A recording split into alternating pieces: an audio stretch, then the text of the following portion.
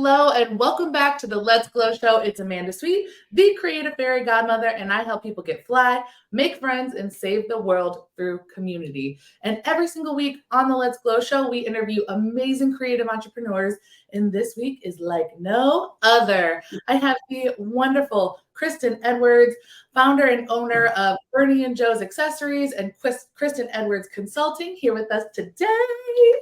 We're going to round of applause. Welcome. Good morning. Thank you so much for being here. I'm so grateful. Of course. We like, we fell in love with you. So like my daughter, we're excited for September. Oh my gosh, I'm so excited. Yeah. Okay, so I'm going to tell the people how we met. So a lot of you know I was taking a 12-week business course through Techtown at Retail Bootcamp, and Kristin walks in all her glory. Accessories, the box, the smile, the skin. I was like, okay, who is this lady? Because they bring in, professionals every week. And then she opens her mouth and it was just like knowledge drop, wisdom, nugget, this, that. And I was just like, mouth open, eyes open, energy was open. I was like, who is this lady? I need more. And I scheduled our consulting call and we were on that thing for like at least an hour and a half. It was supposed to be 30 minutes. I was like, I'm just gonna not say anything. Keep going. Until she's ready to go, because I was here for all of it. So I am so grateful that we met. And then your daughter volunteered for the revamp, which was absolutely beautiful and such a fun experience. So I'm just so grateful to have you in my life. That was the unexpected gem of Retail Bootcamp for me. It was you. So thank you. Oh my God, that's humbling. That really is humbling. That is humbling. Like I actually a couple of weekends ago, I ran into probably one of your classmates, and she was like, "You spilled coffee on your shirt, didn't you?" I was like, "Yeah, I did." And she's like, "Oh my God, I wanted to talk to you." I guess there was scheduling conflict, so it's like, here's my number. Like, if you need, if you have questions, not supposed to do it, but because you didn't get that time. They definitely like made us work for it, because they're every single professional that came in, they only had like a half amount of the slots available, and you better believe my butt was on my phone immediately. I was like, we're gonna get this. Thank you. That is definitely a great compliment for me. Sometimes you really don't have a clue on how you impact people, both, negatively or positively. Sometimes you just don't realize. But the wealth of knowledge that you have, your experience, the way you carry yourself, it was just so tell everybody like your backstory. How did you become a boutique owner, an educator, a consultant? Where probably all by accident. Right? All by accident. I'm a daughter of Detroit. I was born in Detroit. We had a stretch of time where I lived in Southfield, but returned back to Detroit, I want to say in 2016. But definitely a daughter of Detroit, grew up on the northwest side of Detroit on Asbury Park and Schoolcraft in the Grandmont Rosedale area. And just, again, those that know me know my story. Came from less than ideal background. My mother was murdered when I was 5 months. My sister was 4. So we were raised by our maternal grandmother, who was just this incredible person. And if I had to say who my blueprint was, it's her. I have to give credit to her. She was, she'd probably kill me if she was here. She'd probably come visit me and say, "Why do you say that?" She was what we would describe today as a multi-generational, biracial person. So she was very fair complected, had hazel green eyes, but identified as a Black woman. Right. Grew up, and I'm sure you've probably heard conversations about the Black Bottom neighborhood. She grew up there on Hastings Street. once they demolished that neighborhood to make way for, I think it was the Fisher Freeway. She then moved off 12th Street, which is another historic spot in Detroit. In fact, her street, I was told a story that she kept my uncle and his friends in the house during the 67 uprising. So she basically saved their life. So when I say I'm a daughter of Detroit, I truly feel like my personal history and the history of Detroit is very much intertwined because of my grandmother. And, you know, at one point she dated one of the four tops. We won't say which one, but she dated one of the four tops. So very much, very proud of being from Detroit. But again, had a grandmother who didn't, you know, she's from that generation that dropped out of school. She had her first child at 14, married at 15, didn't get to complete her education, but just was resilient. She used the talent that she had. I never would have thought of her as an entrepreneur, but she was. She would sell dinners, she would watch babies, she would clean houses, whatever she had to do to kind of keep things going, she would do. And was able to educate me. I had opportunities that she dreamed of, you know, and so was able to educate me. And then through my education, I was afforded all these opportunities. Spent some time in actual retail, working at the mall.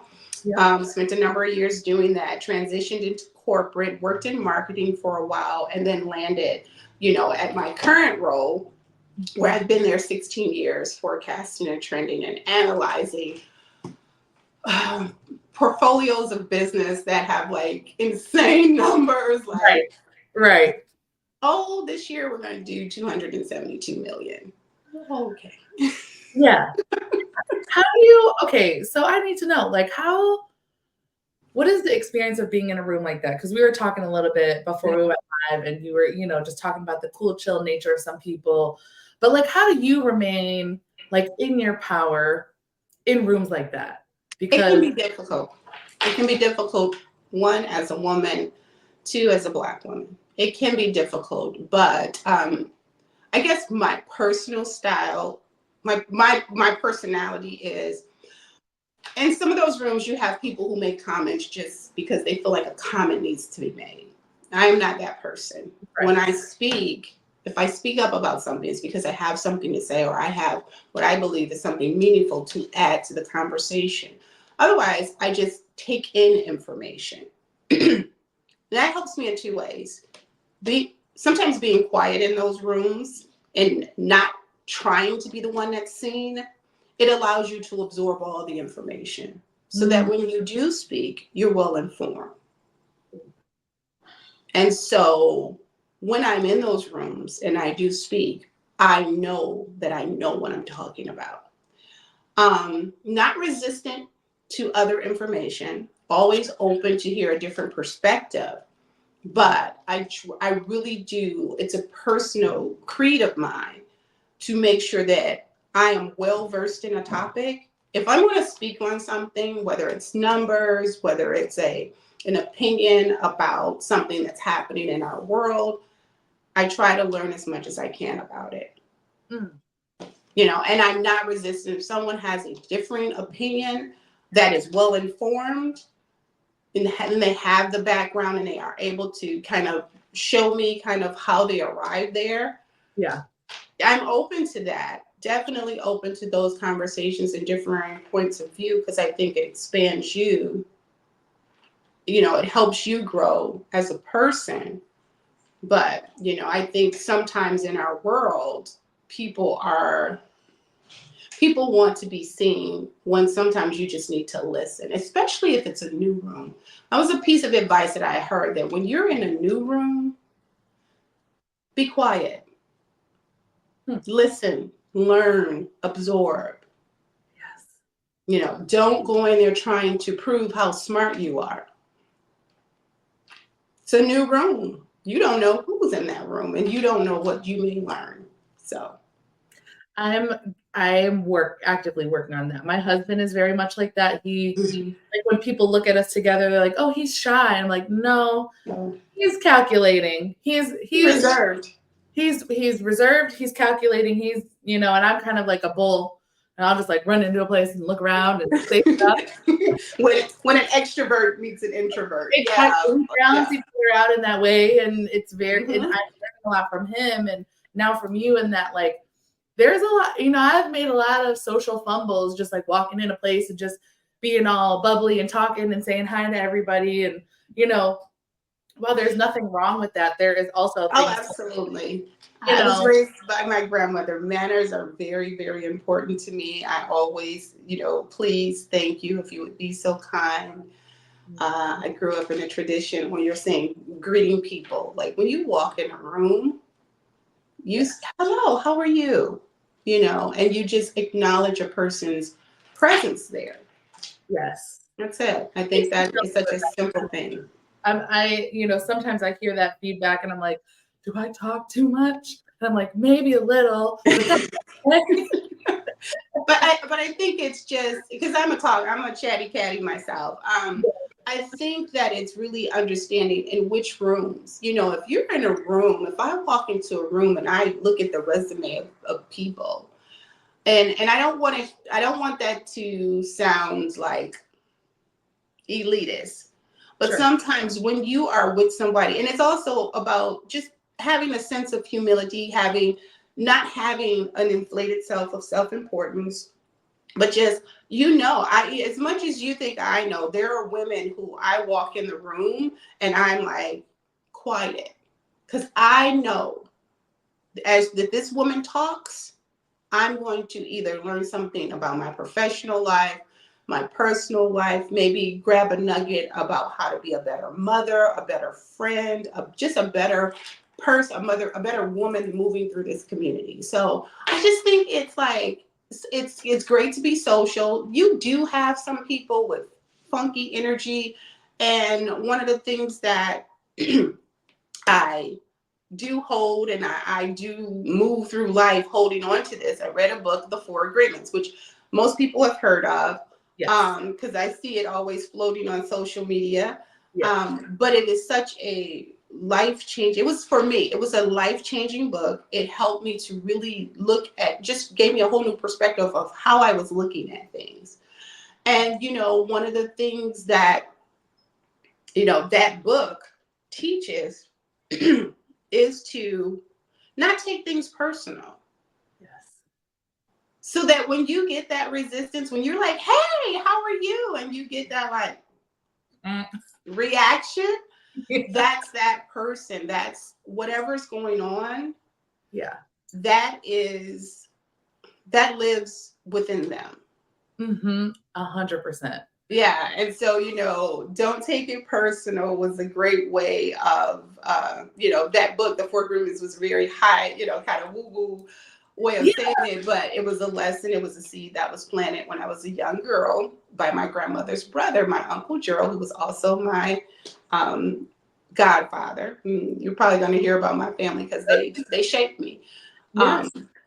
He is my grandmother's brother, and today we would call them multi-generational, biracial people who identify as Black.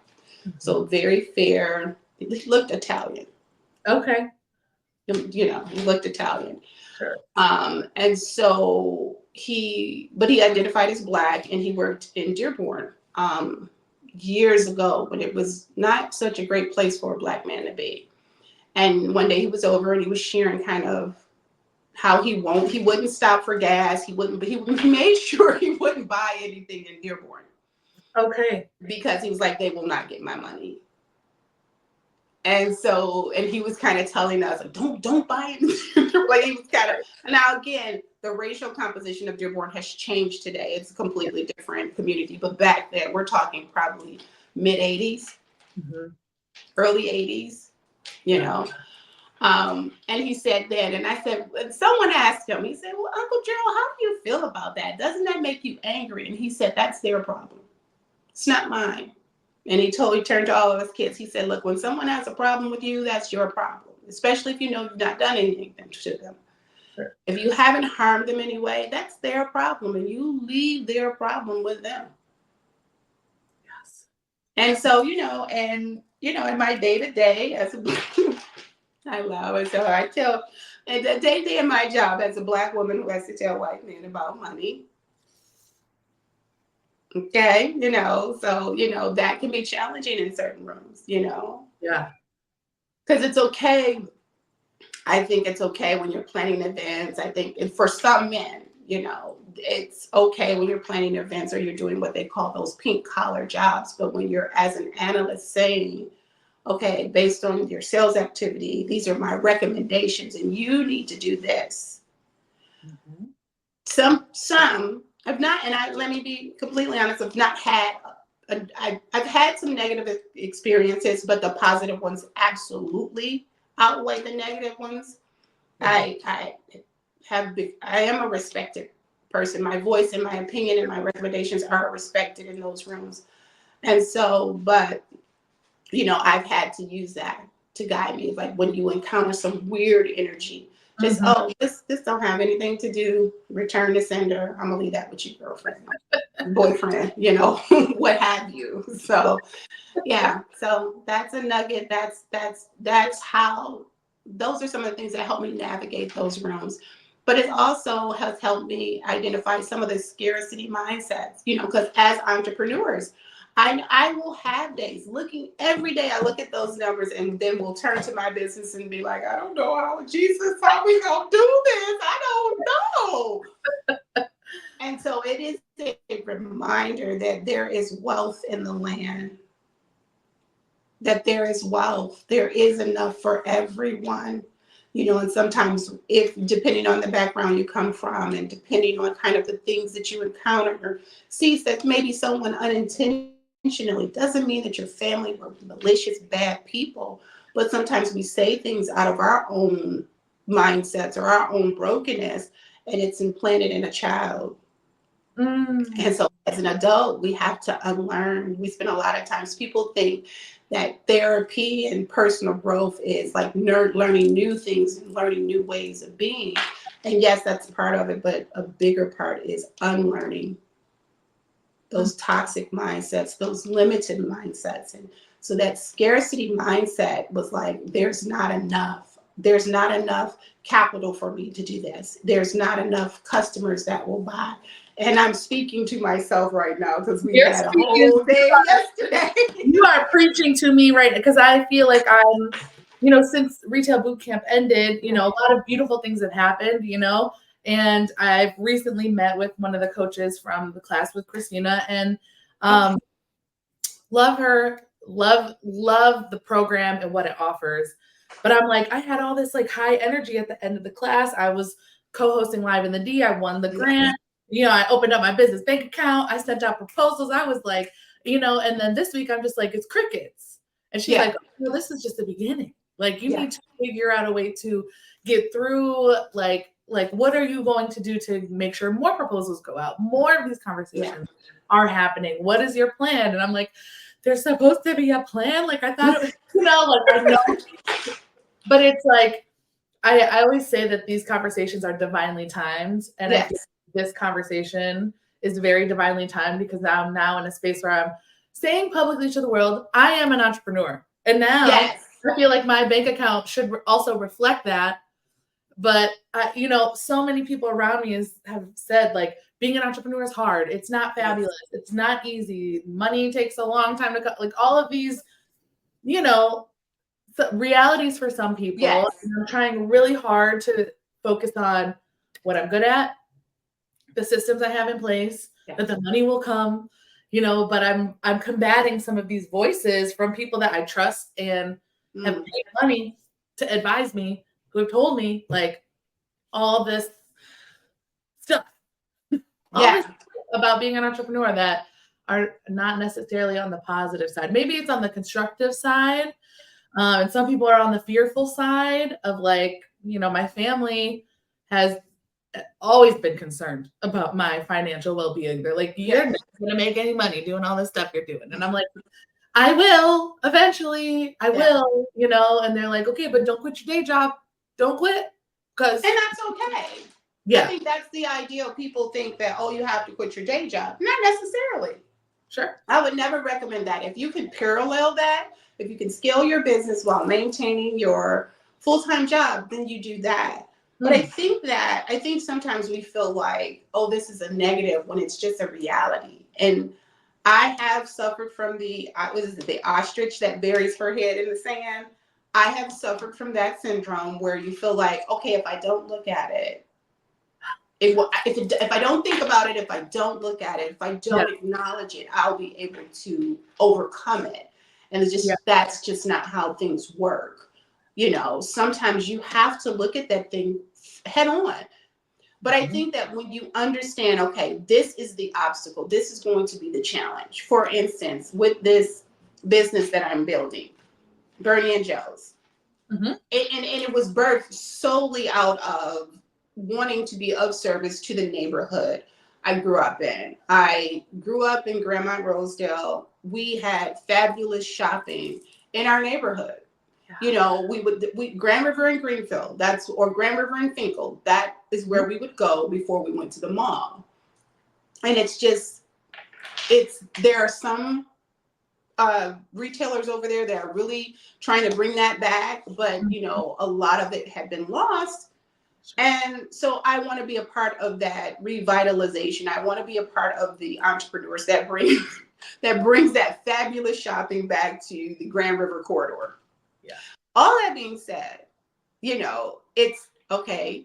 The biggest challenge is getting people to come through your door. How do you drive traffic?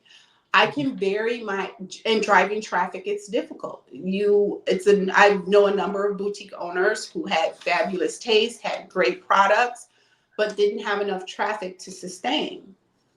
I can ignore that fact, or I can say, okay, this is going to be a challenge. This is one of the major challenges in a retail business located maybe in the neighborhoods, maybe in a space that's not necessarily walkable.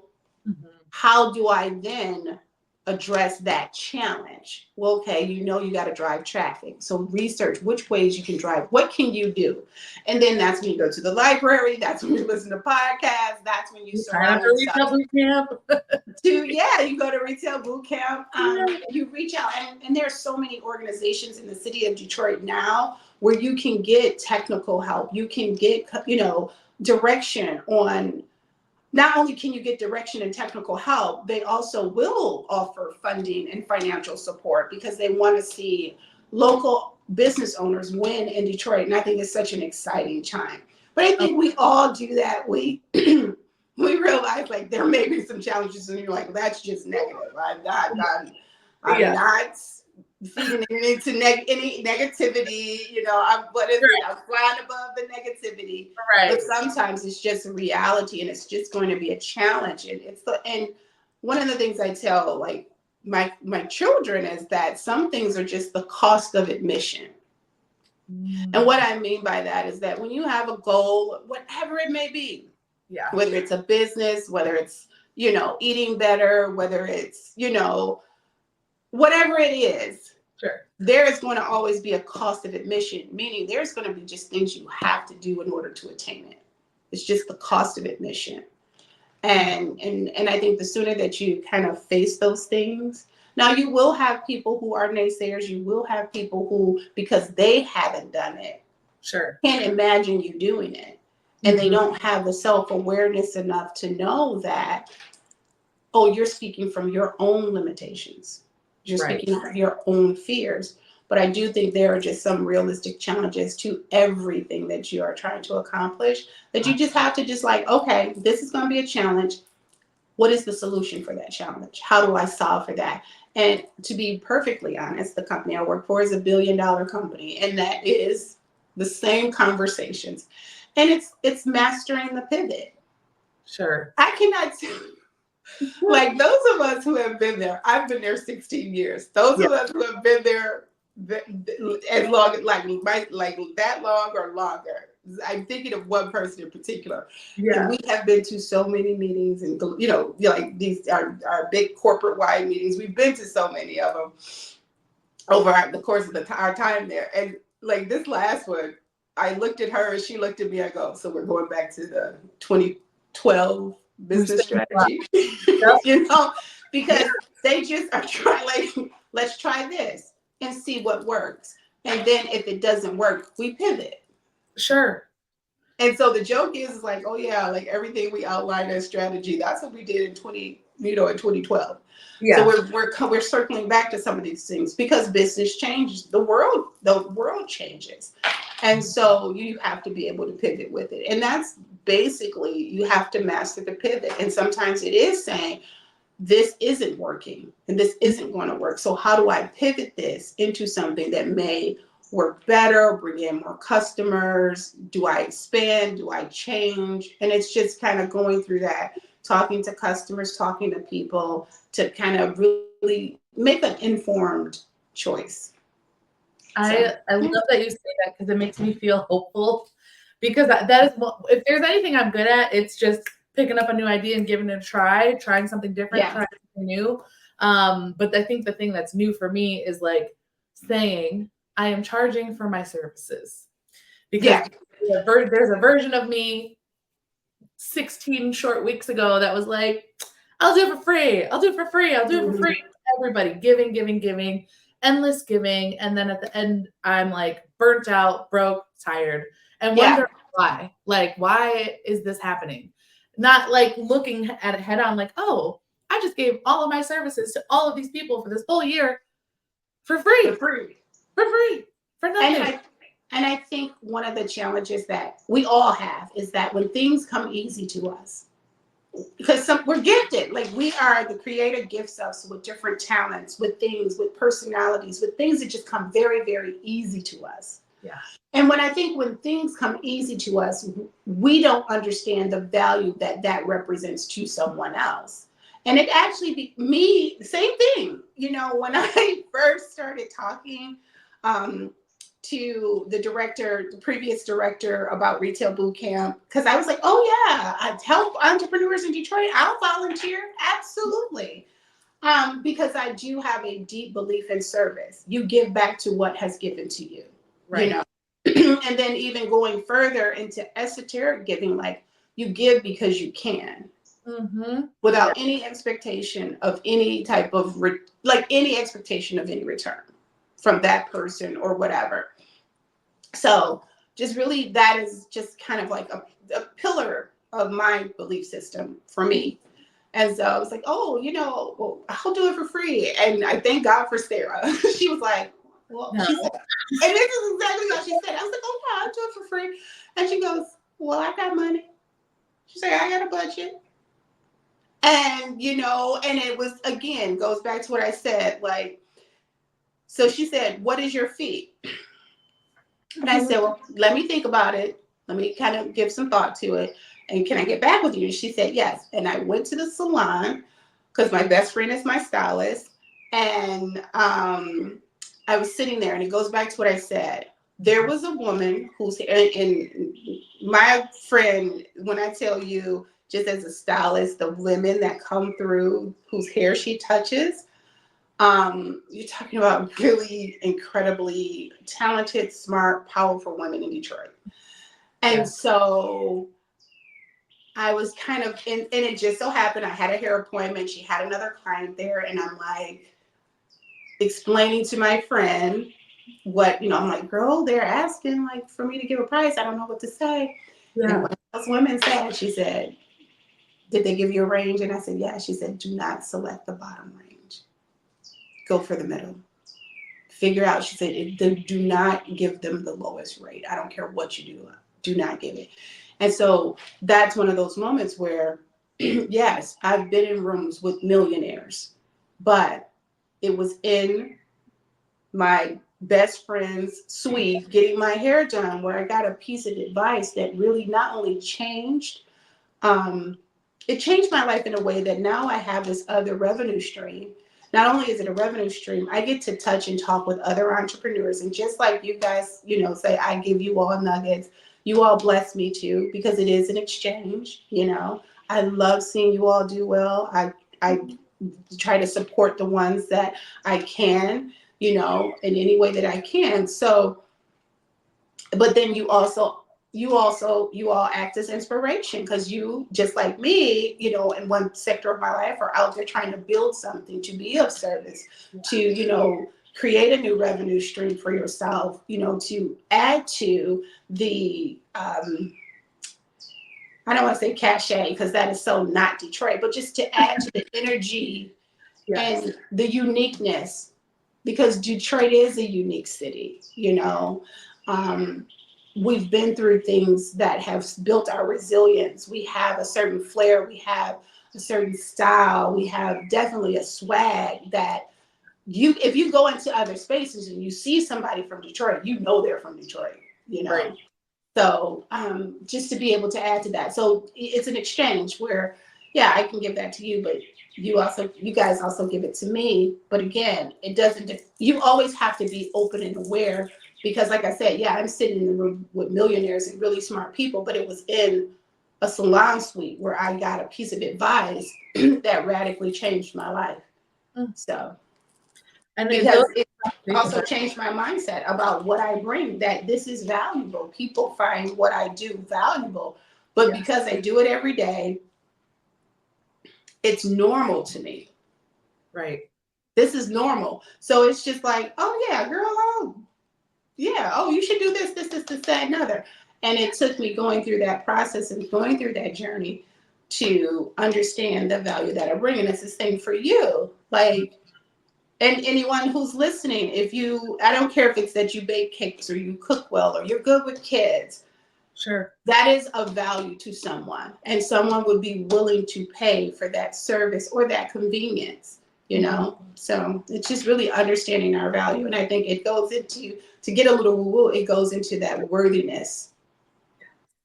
It goes into worthiness. And many of us, depending on, because everyone has their story, whether it's that you're Black, a person of color, whether that it's your woman or your femme, or that you're part of the LGBTQ community, or even that you came from poverty, because that's also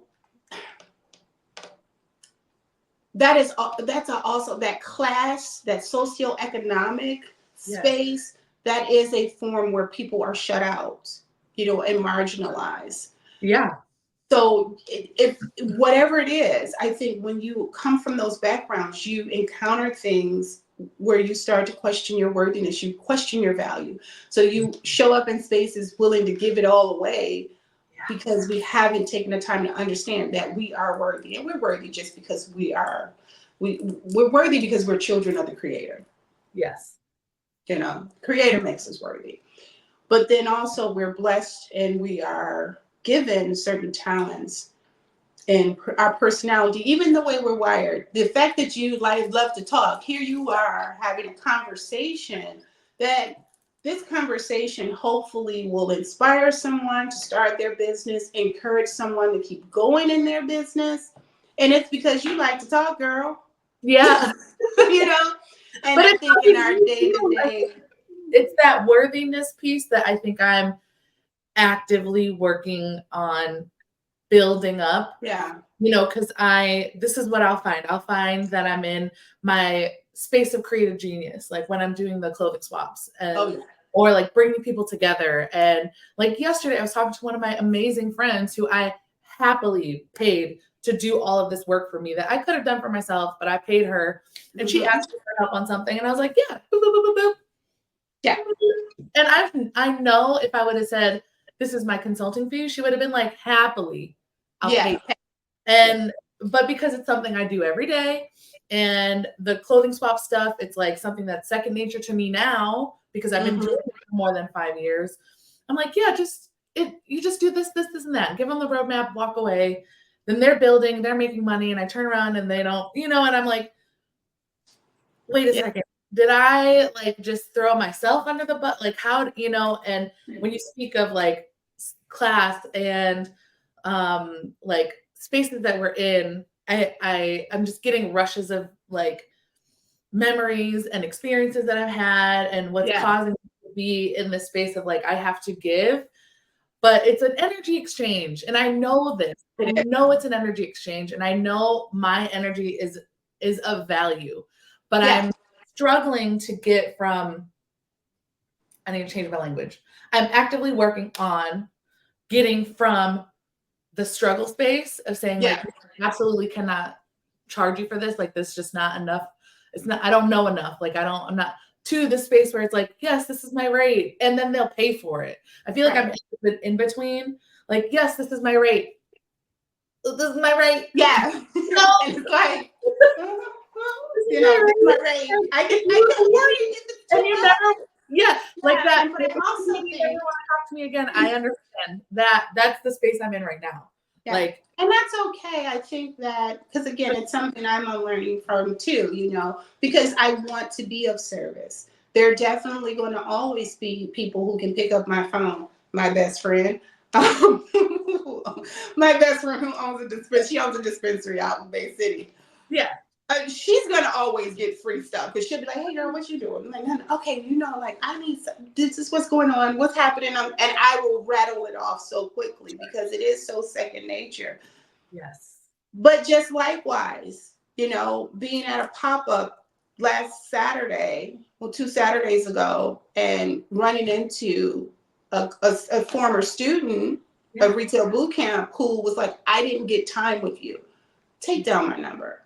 You know, because those are seeds that we plant. You know, I'm a firm believer. My grandmother was a woman of faith, and she taught like what you give out, it will come back to you. Now, the lesson that I learned, you know, I took that seed, and what I learned that she didn't necessarily catch in her lifetime was that the plant, like, you know, what you give out, it's going to come back to you, but it may not come back in the same direction. You know, so where you're giving that energy out, it's coming back to you. And I think when we're more mindful of, okay, that good thing happened.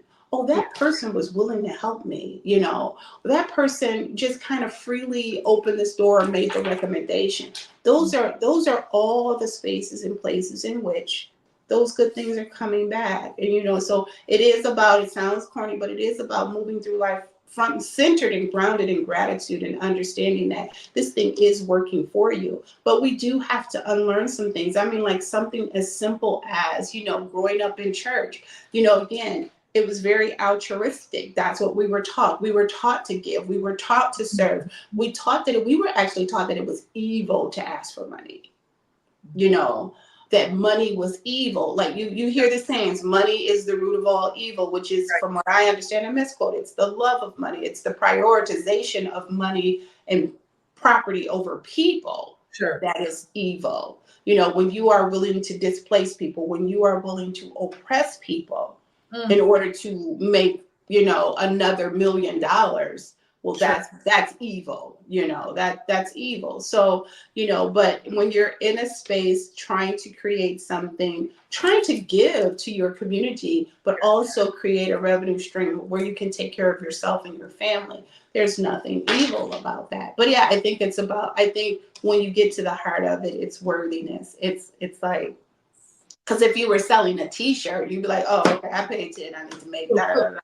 Yeah. Easy. But when we start getting into what we bring and what we know and our expertise and all of those things, I think we have to know that we are talented, that we are, and what we bring is valuable, not just in the entrepreneurial space, but just in life, in your community, in your family, in your friend group. There is a value that you bring, you know, whether it's just, you know, I look forward to Amanda's call because I know I'm going to laugh. I know I'm going to smile, you know, or, you know, whatever, or, you know, my neighbor Amanda, you know, is always so pleasant. And when I'm having a bad day, I see her energy and it helps lift mine, you know, and that's the power that we all carry. That's the power that we all carry, is that energy that we bring and how we show up. And sometimes we pour into people, but then we have to be open, because that's how we get depleted. We have to allow people to pour back into us. Yes. And because I think that's where we, as women, for sure, we get tripped up. Where we know, we understand the giving out. Yes, I'm very. We are challenged with the taking in and allowing people to come in and tend to us, especially us super women. And I'm Gen X, so like we have it bad, like genetics. Right. Mm, Because we were taught to be super independent. We could do it all. Get your education. I was taught your the own same money. thing. Yes. It's so crazy. I love, my mother is an amazing human. She's wonderful. She, my parents built this version of me, but when I look at my siblings, there's 4 of us, and thinking about the way she talked to my other siblings versus the way she talked to me. I'm the eldest daughter. I'm the second one, but eldest daughter. And my mother is a survivor of human trafficking. So like her life experience, different than any human I've ever interacted with in my life. And her like mantra to me only, to the rest of my siblings, it was different. Everybody had their own thing that they were constantly taught by my mom. And the thing that she was constantly teaching me, don't depend on anybody. Don't depend on anybody. Never depend on a man. Get your education. Get for yourself. Get your money for yourself. You need to be able to do all of it. You need to be able to cook, clean, run a household, make money, pay your bills, do all. She was like, you are the one that's going to have to be independent. And I was like, and so as a young person. It was protection. And like, I am so over. Oh, yeah. But then I'm so over the relationship conversations on the internet about what grandma used to do. Because those women suffered. Those women absolutely, and it's not to brag on, but those women suffered. It was 100%. My grandmothers had stories, about, things that would absolutely not be acceptable in today's society, that was just normal. That was the norm. It was the norm. And so, so, her protection is sometimes in there because they're human. Like, I always joke. I was like, I have 3 amazing children, and my goal every day is to like shorten the time they spend on their therapist's couch. I know they're going to end up there because I'm a flawed human being, but I just want to shorten the amount of time they need to be there. Aren't we all, but also it's a beautiful thing to be able to recognize that. And, absolutely. But I feel like all of us, like, to be human is to experience traumatic experience. To be human is to part of it. It's part of it. Experience. To be human is to experience a range of experiences. So like, I would never, like, I know my mom was coming from a place of protection for me, but I'm really actively trying to unlearn this like strong, independent woman thing. Like, it's hard to let it go because but do you have to unlearn it? I know we're here. Like I said, I'm so sick of the internet. I'll probably get in trouble for that. I am so sick of people on the internet telling women that they need to be soft and they need to really be. I'll share this. So my ex-husband and I, we grew up across the street from one another. Okay. So his parents have known me all my life. And unfortunately, so these are the grandparents to my children. And unfortunately, my former father-in-law was diagnosed with dementia a couple of years ago. And she stayed home. She would be the woman that folks would point to and like, see her right there. That's a traditional woman. When my ex-husband was 5, she stopped working because she was a LPN. She stopped working to take care of him and his sister. And so growing up, she was always a stay-at-home mom. She was a housewife. Well, they didn't divorce. He didn't die.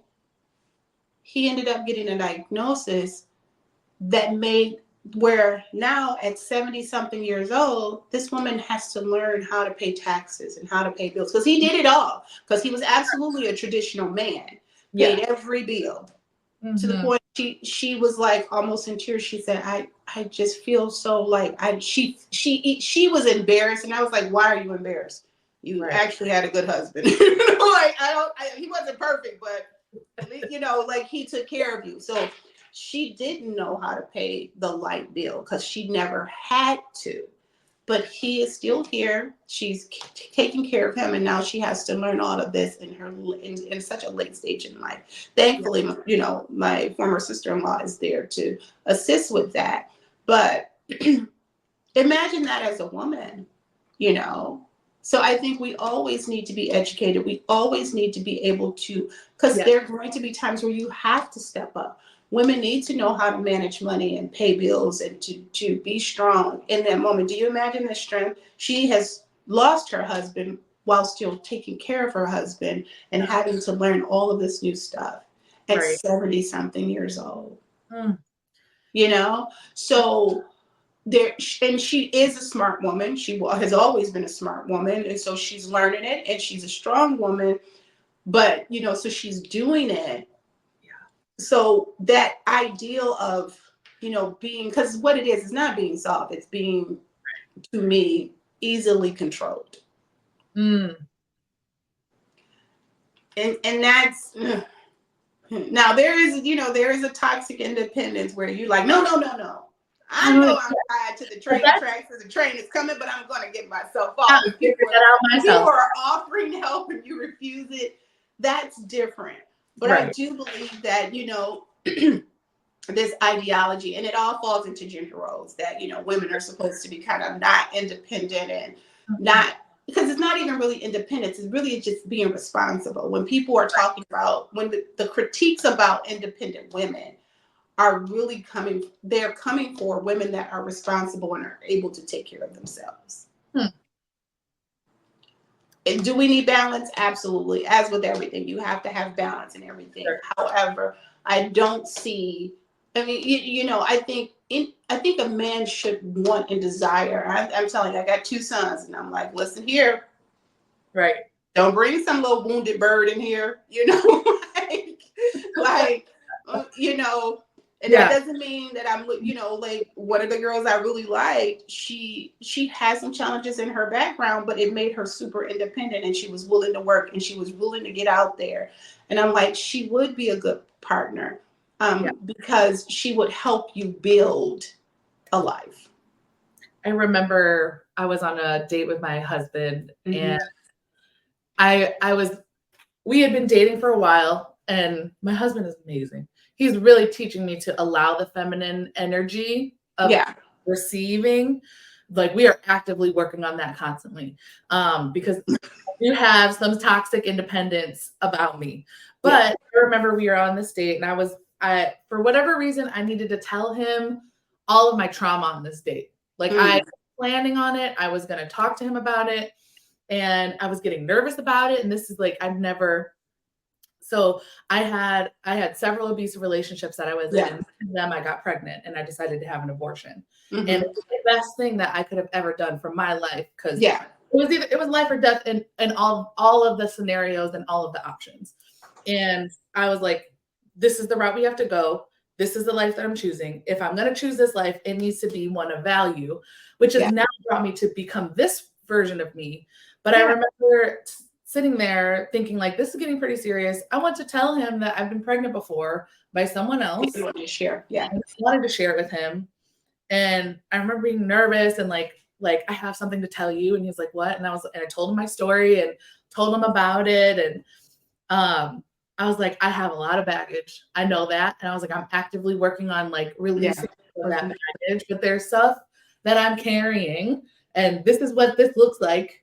And he was like, yeah, but they're Louboutin bags. They're Louis V's, they're Gucci's. It's like, you make it look good, you make it work for you. And I remember in that moment, he was like, okay, like, why are you like, I was like, does it make you like me less? Does it make you? Yeah, because you feel like you're damaged. You feel like what was done to you took value from you. Exactly. And so I was like, are you looking at me like less than? He was like, no, I actually have more respect for you now than I did for you 20 minutes ago, because of who you are and how you show up despite all of this stuff. Yes, exactly. But for whatever reason, like in that moment, I was like, you need to know all of my trauma, and I need to let you know that this is because you wanted you're gonna make it with me. You know? But that was one of the very, like, I remember like that moment so clearly. We're in a bar, like I remember the lighting, the chairs were red, like it was Oh, like wow. moments where I was like, I am actively being vulnerable and offering you this collection of my shit, basically. And what I hear is that, and I think we all have those moments of just wanting someone to just say, I love you and I accept you. Because really, that's what this whole thing is about love and acceptance. The community that you build, it's about, in other communities, like when we build communities, it's about inviting people in and saying, you're welcome here. You know, because some of us didn't get that from our family of origin. Now, I would say my family of origin, dysfunctional, but deeply loving. Oh, Deeply 100%. loving. And people, and it's, and that's not my own, someone, an older woman who I call my North Star, Kitty Neely, she shared that nugget with me, you know. She shared that nugget with me, like, just because you come from a dysfunctional home doesn't mean it wasn't loving. It was a deeply loving home. We love each other deeply, but we had some dysfunctions just kind of coming up in the spaces that we came up in. And so, but what you said, you know, really, it's and I've seen people very close to me, people I love deeply, struggle with value and self-worth. And it's such a deep issue. And it has, like, I have to work at it constantly. For me, it was, because I'm just an odd bird. I was like, I'm gonna be smart. I'm just, that's how I'm gonna prove myself. I'm just gonna be smart. And so, like, the more that I achieved, it was my achievements and being responsible and being able to buy a house. That is where I found, that's where I believed my value lied until my grandmother got sick. And nothing on my resume, there was nothing in my bank account or on my resume that could stop what was happening when we were losing her. And that's when I realized, like, oh, this is, you know, this life I've built for myself it's just a plastic shell. It's a facade, you know, but it's because we've been taught that we need to be certain things and we need to show up in certain ways, whether it's from our family, whether it's from our society, or whether it's as children, we just saw something, we built a belief upon that thing that we saw or heard. And so it's been a year that it'll be, I think this upcoming January, it'll be 20 years since that happened. And in the aftermath of that, went through a divorce. I married the boy next door, I lit across the street, and everybody thought we were the cutest thing, and that relationship fell apart. And in the aftermath of that, it has been a lot of contention, and a lot of difficulty in that relationship. And I had to grow as a person. I had to kind of learn to, because I came from a family, like I said, deeply loving, but we'd kick your ass. Like, you disrespect me? Oh, okay, come on. Like, literally grew up as, I had 5 boy cousins who everybody knew. We told everybody we were brother and sister, but they were really my first cousins. Yeah. But in my heart, they're my brothers. Yeah. Like, I mean, I will be 54 in October. I meet men. I will run into a guy we grew up with, and the story is always the same. You know, I was in love with you, but you know, your brothers. Yeah. So we were that family. Like, if you fought one of us, you had to fight all of us. Yes. You know, we were really the people that, we were the family on the block that people really, like, couldn't stand. They liked us, but they like, oh my God, they are so ignorant and wild, you know. And so that was my upbringing. So there were things that I had to, like, no, you can't go on, and this is a real story. No, you cannot go on your ex-husband's route and snatch his glasses off his face and break them.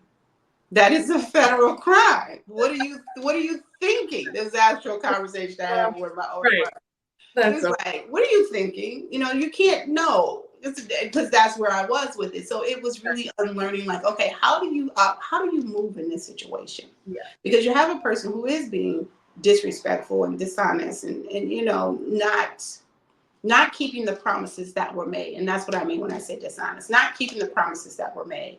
Right. And it's creating additional stress for you. How do you do that? Because you can't beat up your children's father. That's their father, you know. Right. So how do you navigate in that? And it took me growing as a person and transcending that and trusting that not only am I God's child, but my children also belong to God. And just like God will answer prayers and protect me and guide me, God and the Creator is guiding and protecting them as well. So going from being a married mother of three to a single mother of three, that was a transition that I learned a lot about myself. I learned that I am strong. I learned that I could do really, really hard things, you know, and so, and it built my self-confidence, it built my self-efficacy. And, you know, you would have said I was a confident person if you had met me prior to that. But just the way I grew internally, and it helped me to become a much more authentic version, because the version of myself was a facade. It was about my achievements. It was about kind of, oh, I'm married and I'm gonna get 3 beautiful children and we live in the summer. Like, it was that. And all of that got stripped away, and it was like, and who are you now?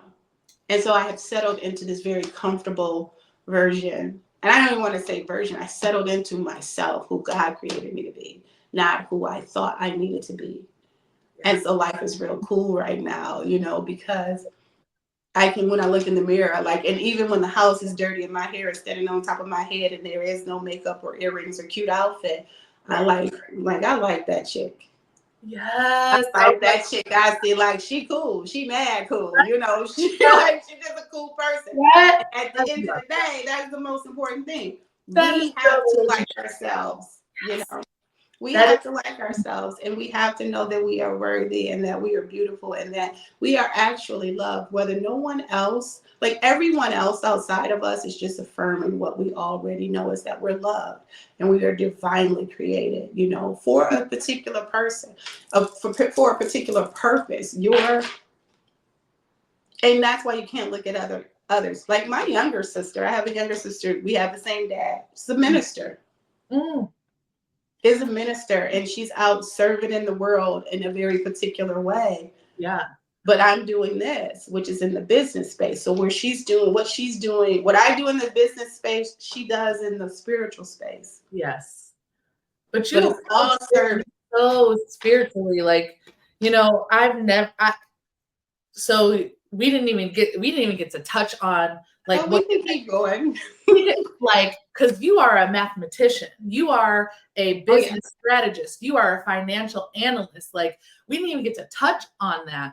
But the way you spoke in that class about finances and money and math was gospel for me. Really? Because like, it is something that I've been actively avoiding. Because it is something, you know, like growing up, I was very good at math, and I was always like joked. It was like a stereotype, like, of course you're good at math, you're Asian, or of course you're good at math because you're, you know, whatever the case may be. And then I was actively like pushing it away, avoided math in college, avoided all of the, you know, just because of stereotypes and social norms. Oh, wow. Yeah. Whatever. I get that. Whatever. And I started acting in a way that was like, I'm not good at this. I don't know where it came from, but it's been in my ethos for some time. And sitting there hearing the way you talk about money and energy and finances and business, I was like, I could do this. You can do this. Yeah, you could do something hard. Like, yes. A couple things. So yeah, I was an odd bird. I loved math growing up. I had a favorite number. My favorite number is 5. Ooh. Yeah, my favorite number is 5. To me, 5 is consistent. Like, for me as a kid in elementary school, numbers have personalities. Oh, yes. Like, 2 thought she was better than everybody. Right. Because you know, she could do fancy things like 2, 4, 8, 6. She thought she was like, she was uppity. Curly. Yeah. Okay. Yeah, she was uppity. She thought she was better than everybody. Yeah. 3 was her husband. Okay. And he was kind of cool. Yeah. Like, this as a kid, this is kind of like the personality and how I would relate it to numbers. And so 5 was my favorite number because to me 5 was consistent. It had to do with multiplication because there was a pattern to, and see, again, early on, because my job is just looking for patterns. Sure. That's really, if I boil my job down to one, you know, like the simplest thing, it's just looking for patterns, looking for trends. Yeah. I love the number 5 because 5 had the easiest 5, 10, 15, 20, 25. It repeated itself. Yep. It's always going to end with a 5 or a 0. So 5, 10, 15, 20, 25, 30, 35, 40. So I love the consistency of 5. So 5 is my favorite number. I love it. So that was, like I said, I was a little odd bird. So that's No, where I the love love that. with math. But again, I as a child, and I'm talking elementary school, that's how I related to numbers. And so it's no big surprise that I work with numbers on a daily basis, because that was an intimate, it just really was like a really interesting, numbers were intimate to me. Like, I don't know why, I can't explain it, but that's how I related to numbers as a child, as a small child. So, you know, that's kind of the story of, like, kind of, to me, that just shows how the creator will plant things in you as a child. And, hopefully you encounter people that water those seeds and water and kind of help you develop those things that have been planted into you. So that you grow into, eventually you get to where you're supposed to be. And I think if you trust that life is, there was a stretch in my life where I thought life was just out to get me. And once I let go of that belief and understood that, no, life is here to support me, even if you're in a difficult moment, this is growing you. This is really helping you to evolve. And, if you look at it, if you sit in it, like, what do I need to learn in this? Yeah. Maybe you need to learn that you can't jump on people, that work for the federal government, because you'll end up, with some time on your hands, like, or, and I say that jokingly, but what I needed to learn is that, what, you have to, you feel like this person should show up in a particular way, and they're not showing up in that way. So you don't control them. The only person you control is you. So what are you going to do? And so it was really about pressing into myself and understanding, okay, this again goes back to what I said earlier. This is the challenge. And I can bury my head in the sand and hope that it goes away. Or if I could square my shoulders, as my grandma used to say, put your big girl panties on, look it square in the face and figure out, how do I solve for this? And so that the last 15 years of my life has really been a lot of that. And I've landed, at the time I felt like, oh God, I felt like I was drowning. I just didn't know where we're, but I've landed in such a beautiful place. Now I can look back and go, oh, that's what we were doing. Like, oh, Okay. why you ain't tell me this is where we were going to be? I would have fought less, I wouldn't have been kicking and screaming as you walked me to this. And so, if I could tell anybody, I always tell my kids, I'm trying to give you the cheat code. I'm trying to give you the life hack. Like, trust that life is working for you, even in the most difficult moments. It doesn't feel like it, but you just have to sit with yourself and say, okay, what is this? What do I need to learn? What's the best way I can show up in this? How can I show up? Where can I find the gratitude in this? And there's always something. I remember there was a space in my life where I was sleeping on a couch. I'd given up my apartment in Southfield because child support got checked. The child support had got cut. It got really difficult. 2 bedrooms are a lot cheaper than 3. Mm-hmm. And so I went to a 2-bedroom. I gave my kids the bedrooms. I slept on the couch. So it was very, very difficult. A police officer, DPT police officer, who shall forever remain nameless, broke my heart. Broke my heart. He broke my heart. I then learned I had some health challenges where I had to have an emergency surgery. So I was broken in every way. Like, every heart broke, body broken, finances a mess. And was trying to just desperately find something to be grateful for when I woke up in the morning. And I remember sitting on the couch and looking down at the floor as I was renting a duplex off of Birchcrest over in the University District. And I looked down at the floors and I said, oh, these floors are so pretty. And I took that. I said, Lord, thank you for the pretty floors. These floors are really, really pretty. And I built from there. And, here, years later, I ain't thinking about that little officer. Right. Because again, I just knew he was the one for me. And in the aftermath of our breakup, I saw a lot of lack of integrity with him. I saw things that I didn't see when the little hearts were in my eyes. Right. Right. So I, to this day, understand he wasn't the person for me. I would not be this person if I was still in that relationship. I would be probably a very watered down version of myself because that's what he needed. Mm-hmm. I took that step back and went from sleeping on a couch in a duplex to owning a 3-bedroom colonial in a really great neighborhood with a 2-car garage in a basement. Cheers to that. And so just being able to make those sacrifices and staying in gratitude and understanding that life was not working against me. It was pushing me to become, it was pushing me to deal with your finances, get your head out the stand and deal with your finances so that you can purchase a home. So you're in position to get approved for a mortgage. It was pushing me to let go of the fantasy ideals about somebody, the knight in shining armor coming to save you. You're going to have to save yourself, girl. And it's okay. Be your own savior. You're going to grow from that. It's okay to show up as a fully, it's okay to show up in your fullness of your talent, the fullness of your intellect, and the fullness of your womanhood. I don't want to be a man. I love being a woman. But I'm going to show up as the capable, intelligent woman that I am. Mm-hmm. And I paused because I was about to say strong, because strong has gotten such a negative connotation. Right. I think strong, when people say strong, they think hard. But I came across a quote that when I talk about strength, I talk about strength like water. Water is fluid. Water can cleanse. Water can heal. But water can wear through rock and sink ships. I say this all the time, and I haven't said it in a long time, but I like to look at my energy like water. Like I can go with the flow, but I can also be the flow, create the flow, make the flow. I could also just disappear if I need to. Yeah. But I can give life, I could take life, I could do all of those things. And water does that, and water nourishes us. We die without water. And that's how I see my womanhood. It's in my strength. It's like water, And so I can nourish, I can heal, but don't play with me because I can sink ships. Oh, yes. Oh, my goodness.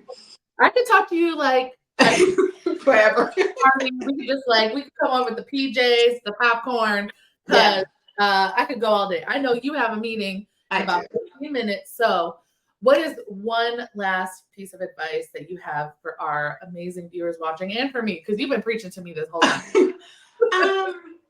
I'll recommend a couple of books because these books really radically changed my life. Like I said, The 4 Agreements by, I think, is it Don Miguel? I'm blanking on his name. The 4 Agreements, actually prior to The 4 Agreements, I read The Impersonal Life by, I think it's Joseph Campbell is the person. That book changed how I saw my relationship to God and myself. What's the name of the book again? The Impersonal Life.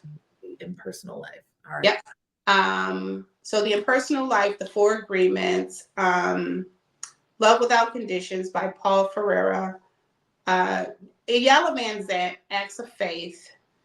That was just a daily thing, daily reminders. I would print out some of the things and keep up when I was in the office, keep up on my cubicle wall so I could read it every day. And then The Alchemist. I really recommend The Alchemist by, is it Paula? I'm terrible with, I can't remember. The Alchemist definitely was a great book. And then The Gifts of Imperfections by Dr. Brene Brown. So those books for sure. And I know that was a lot of books I just rattled off, but just different points of my life. Those books for sure helped change the way I saw myself, helped me look at God differently. In my relationship to God, helped me to it just really unwound some of the toxic and limiting beliefs that I was holding against myself.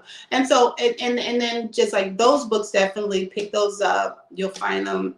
Soul Cravings was another good one too. I'll email you the list of books if you want. Oh, please. And I'll put it in the comments below. Yeah. I'll link them all. I know I'm forgetting some. But those books helped me definitely change the way I looked at things and how I related to myself, God, and then also the world around me and what was happening in my life. So those things were really, really pivotal. Those books are really, really pivotal. And I think just, I don't want to sound corny, but just understanding that life is working for you. God is for you. God isn't against you. God isn't trying to punish you. And I think those of us who grew up in Christian traditions, that sometimes was the messaging, that God is like this big old man in the sky looking down, wagging his finger at you, waiting for you to mess up so he can send you to hell. Right. And I learned that that is not true. God is the source. God is love. God is the source of love. We were created in love, and we are extensions of God, you know. And so when you understand that, you know, there are biblical scriptures that say, you know, we are created in the image and likeness of God. So that means that we carry that spirit, you know, that there's a scripture people quote all the time. It's like, and it's out in with this. There's a scripture people use all the time.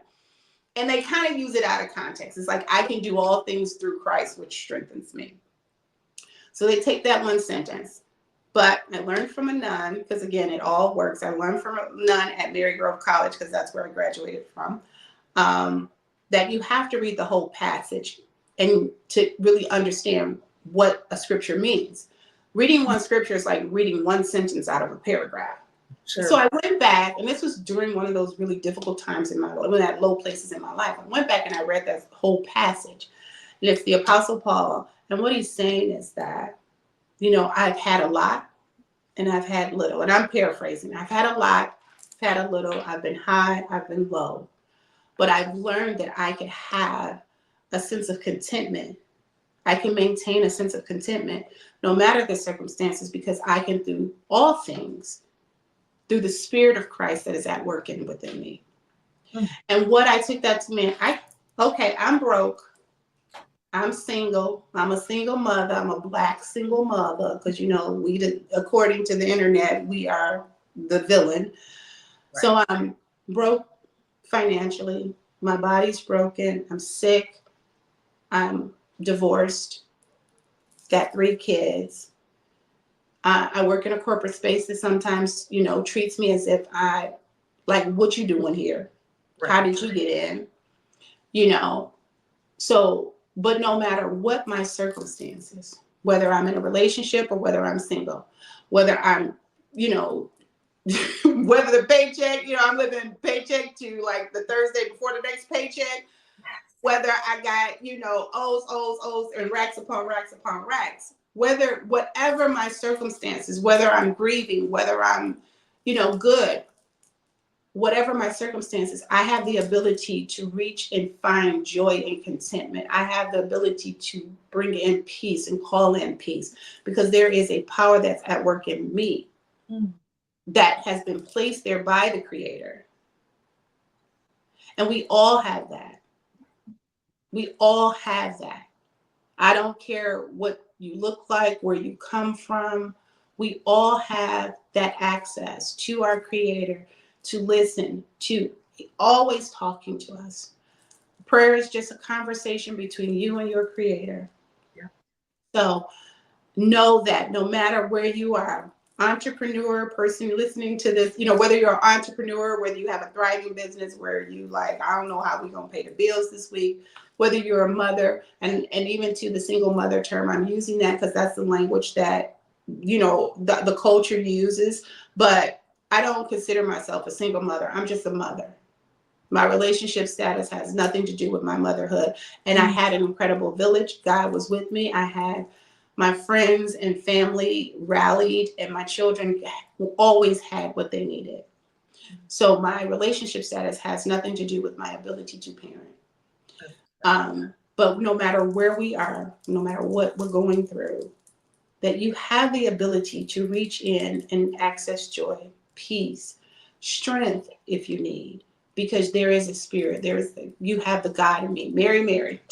I had a song, the God in me. Everyone has access to that. It's not exclusive for people who That's not your song on the video.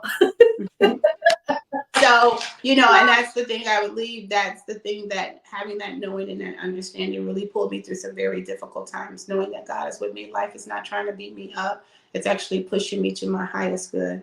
And I Just surrender to it. Still surrendering. Some days I still kick and scream and fight and cry and say, why are you doing this to me? But then I get a reminder, like, it's okay, and it will be okay, and you will be okay. You can get through this. I accept that. I hear you. I love you. I'm so grateful. Me too. Oh my gosh, Kristin. I could talk This is a great conversation. all day. You're just so good. Okay, where can people find you on social media? Where can they shop with you? Where can they do all those things? Okay, so on IG, it is at Bernie, BERNIE and the word and Joe, J-O. And then on Facebook, it's just Bernie and Joe, same thing. So you can find me there. There is a website, www.berniejoes.com. And so I know you'll probably have all of that. But that's where you guys can find me, and then probably at somebody's pop-up. And I'm actively going to push her to have a podcast or write a book or something, because we need all of these stories. We need all of this wisdom. You are amazing. I'm so grateful for you. Thank you. Yeah. Thank you. This was beautiful. Yeah. I appreciate you, Kristin, and all of you watching. I wish I could just be like, if you want more of her, go to her podcast. But just pull up to her house. This is her address. Don't knock on her door. But that was absolutely beautiful. I'm going to be rewatching this one, and we're going to have you back, because we need to have you back. Okay. And we're so grateful for all of you for watching every single week. Thank you so, so much.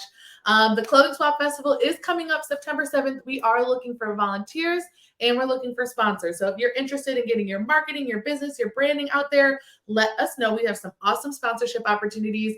And if you, your group, your community are looking for a volunteer project, we could definitely use you. So let us know. We'll feed you. We'll give you free clothes. We make it lots of fun. Yeah. So hit me up.